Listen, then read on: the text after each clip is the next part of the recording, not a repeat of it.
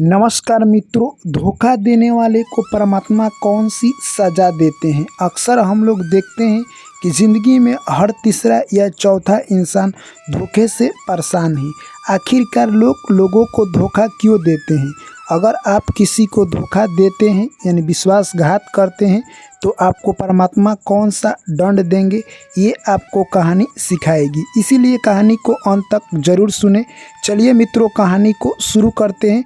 उससे पहले जो भी मेरे प्यारे साथी भाई एवं बहन और दर्शकगण चैनल पर पहली बार आए हैं, चैनल को सब्सक्राइब कर लीजिए। चलिए कहानी शुरू करते हैं।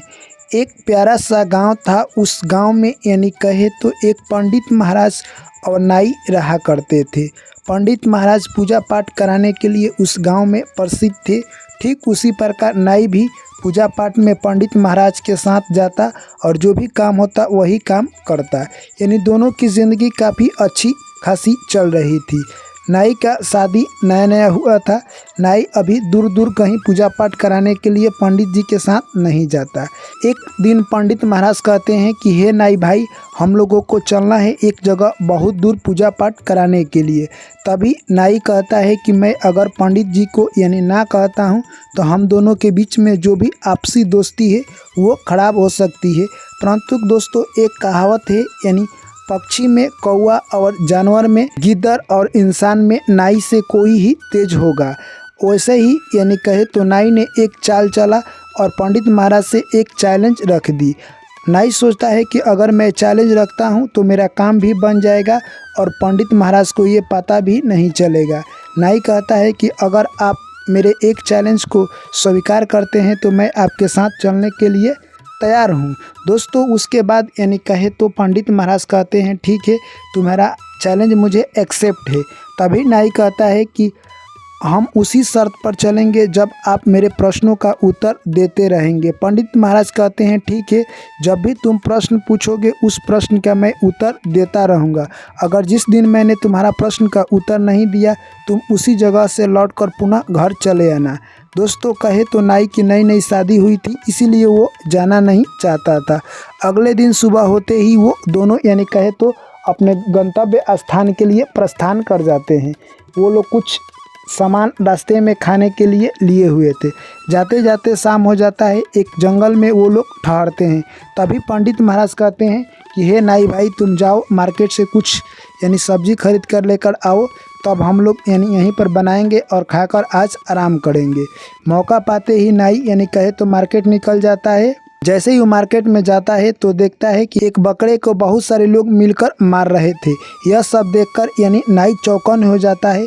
वहाँ से जो भी लोग आते जाते बकरे को मारकर चले जाते। यह सब देखता नाई और चौकन्ने हो गया। वो सोचने लगा कि यही सवाल पंडित महाराज से मैं पूछूंगा, अगर वो नहीं बताते हैं तो मुझे लौटने का सबसे बड़ा मौका मिल जाएगा। यानी कहे तो नाई यानी अपना चतुराई चलाने लगा और वहीं से लौटने का उपाय ढूंढ लिया। वहीं से नाई भाग कर आता है और पंडित जी से आकर यह सब कहानी बता देता है। कहता है हे पंडित महाराज, मैंने अभी देखा कि एक बकरे को जो भी लोग वहाँ से आते जाते थे वो बकरे को क्यों मार रहे थे। तभी पंडित महाराज कहते हैं कि तुम्हें पता नहीं है। नाई कहता है कि अगर आप इन प्रश्नों का उत्तर नहीं बताते हैं तो मैं घर यहीं से लौट जाऊंगा। उसके बाद पंडित महाराज कहते हैं कि उस बकरे को लोग आखिरकार इसलिए मार रहे थे क्योंकि तुम्हें पता नहीं है। यो कहानी इस प्रकार है। यानी राजा चंद्रसेन थे जो कि अपने मंत्री को बहुत प्यार करते थे। उनका मंत्री भी राजा से काफ़ी प्यार करता था। एक बार की बात है, यानी कहे तो राजा यानी काव्य विद्या सीखने के लिए गुरु के पास जाने वाले थे। तभी उनका मंत्री भी उनके पीछे पीछे उनकी सेवा करने के लिए कहकर राजा के साथ चला जाता है। काव्य शिक्षा प्राप्त करने से पहले राजा ने अपने रानी को कहा था कि मैं तुम्हारे पास जब आऊँगा तो मैं जब हम लोगों की शादी हुई थी वही अंगूठी मैं तुम्हें पहनाऊँगा, तब तुम समझ जाना कि मैं तुम्हारा राजा हूँ। यह बात हम और तुम ही जानते हैं, जहाँ पर अंगूठी रखा है और दूसरा कोई नहीं जानता है। यह बात सुनते ही रानी कहती है ठीक है, जाइए काव्य शिक्षा सीख कर आइए। राजा यानी कहे तो अगले दिन निकल जाता है। राजा गुरु के पास जाकर काव्य शिक्षा सीखने लगता है। उसके बाद कहे तो यानी जो मंत्री था वो भी काफ़ी चालाक था। राजा जब काव्य शिक्षा सीख कर आते और प्रैक्टिस करते, वही देखकर मंत्री भी वो सीखने लगा। यानी कहे तो राजा धीरे धीरे समय निकलता गया, काव्य शिक्षा प्राप्त कर लिए जिससे कि वो दूसरे जीव में भी अपना प्राण डाल सकते थे। ऐसे ही हुआ, यानी कहे तो मंत्री भी सीख लिया। अब राजा ने सोचा कि मैं अपने गांव वापस जाऊंगा और यह सब जाकर गांव में लोगों को दिखाऊंगा। तभी उनका मंत्री कहता है कि हे राजन, आप गांव जाने से पहले यहीं पर एक बार ट्राई कर लीजिए, क्या आप काव्य शिक्षा सीखे हैं, उसका असर कर रहा है या नहीं कर रहा है। तभी राजा को लगता है कि मंत्री तो सही बात कर रहा है, मैं क्यों ना एक बार इसका उपयोग कर लूँ। राजा अपने काव्य शिक्षा के यानी कहे तो प्रयोग के लिए एक मृत तोता को लाते हैं और अपना प्राण उस मृत तोता में डाल देते हैं। अब वो तोता जिंदा हो जाता है और राजा का शरीर मृत हो जाता है। जैसे ही राजा का यानी कहे तो आत्मा तोता के अंदर जाता है, तभी उनका मंत्री वो भी काव्य शिक्षा का प्रयोग कर कर अपना प्राण राजा में डाल लेता है। तोता यानी कहे तो राजा समझ जाते हैं कि मंत्री हमारे साथ छल कर रहा है। तभी यानी राजा कहते हैं कि ये तुम क्या कर रहे हो। तभी कहे तो यानी वो मंत्री तलवार उठाता है और उस तोता को मारने के लिए दौड़ जाता है। जैसे तैसे यानी कहे तो तोता वहाँ से जान बचाकर भाग जाता है और राजा जो कि मंत्री जो कि राजा का रूप धारण किया था, अब वो चारों ओर यानी कहे तो राज दरबार में ये फैसला लेता है, कहता है कि जो भी तोता दिखाई दे उसे मार देना। यानी चिड़ियामार को बुलाता है और बोलता है जो भी तुम्हारे पास तोता है, अगर कोई भी तोता दिखाई देता है तो तुम उसे मार कर लाओ, तुम्हें इनाम में राशि दी जाएगी। यानी तोता का कहे तो खैर नहीं था। यह सब बात यानी तोता जैसे तैसे जान बचाकर रानी के पास जाता है, एक अंगूठी उठाकर पहना देता है, तो रानी जान जाती है कि यही मेरे पति हैं। और जो कि मंत्री था राजा के शरीर में अपना आत्मा धारण किया था, वो जाता है तो रानी कहती है कि आखिर ये कौन है। तभी तोता रानी से कहता है कि ये तुम्हारा मंत्री है जो कि छल से हमारे शरीर में अपना प्राण डाल दिया है काव्य शिक्षा के बदौलत। अगर तुम इससे यानी आकर तुमसे बोलेगा कि मैं तुम्हारा पति हूँ, तो तुम उससे बोलना कि पहले तुम काव्य शिक्षा का प्रयोग कर कर बताओ, तब मैं तुम्हें अपना पति मानूंगी और राज दरबार में तुम्हें करना होगा। दोस्तों, यह बात कहकर तोता कहता है कि तुम मुझे कहीं अच्छी जगह पर छिपा दो, नहीं तो वो राजा मुझे मरवा देगा।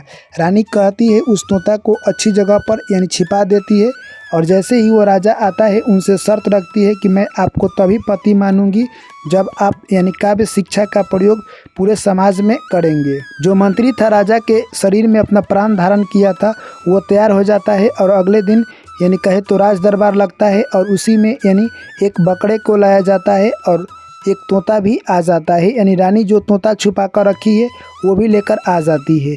यानी कहे तो जो कि यानी मंत्री था राजा के शरीर में अपना प्राण प्रवेश किया था, वो अपना प्राण निकालकर उस बकरे में डालता है, तब मौका मिल जाता है और तोता यानी कहे तो जो राजा थे वो अपना काव्य शिक्षा के बदौलत फिर राजा के शरीर में पुनः आ जाते हैं। और वहीं पर जो भी लोग थे, राजा ने पूरी कहानी अपना और किस्सा सभी लोगों को बता दिए। तभी लोग उस बकरे को यानी मारने लगे। जो भी लोग उस राज दरबार में थे बकरे को मार रहे थे।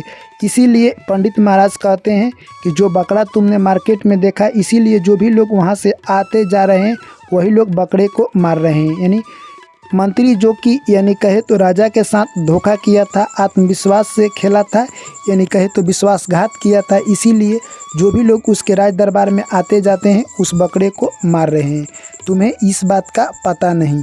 तभी यानी कहे तो नाई को पता चल जाता है और पंडित महाराज से कहता है कि आप बहुत ज्ञानी हैं, मैंने आपको हल्के में ले रखा था। तभी पंडित महाराज कहते हैं कि जो भी व्यक्ति यानी किसी के साथ विश्वास के साथ खेलता है और उसके साथ यानी विश्वासघात करता है, तो भगवान उसको ऐसी सज़ा देते हैं कि वो ज़िंदगी भर याद रखता है। जिस प्रकार से मंत्री को यानी बकरा बना दिए, जो भी लोग उस राज दरबार में आते उस बकरा को मारकर ही जाते। इसीलिए कभी भी किसी के साथ विश्वासघात नहीं करना चाहिए और उससे छल नहीं करना चाहिए और उसे धोखा नहीं देना चाहिए, नहीं तो आपका भी यही हश्र होगा। तो मित्रों, ये कहानी आप लोगों को कैसी लगी कमेंट कर कर जरूर बताएं। वीडियो अच्छी लगी तो वीडियो को लाइक करें, दोस्तों के साथ शेयर करें और चैनल को सब्सक्राइब करें। पुनः आप लोगों से मुलाकात होगी एक नई वीडियो में नई जानकारी के साथ, यानी कहे तो नई कहानी के साथ। दीजिए तब तक आप लोग मुझे इजाज़त। अपना और अपनों का ख्याल रखें। Thank you, take care, bye bye, जय श्री कृष्ण, राधे राधे।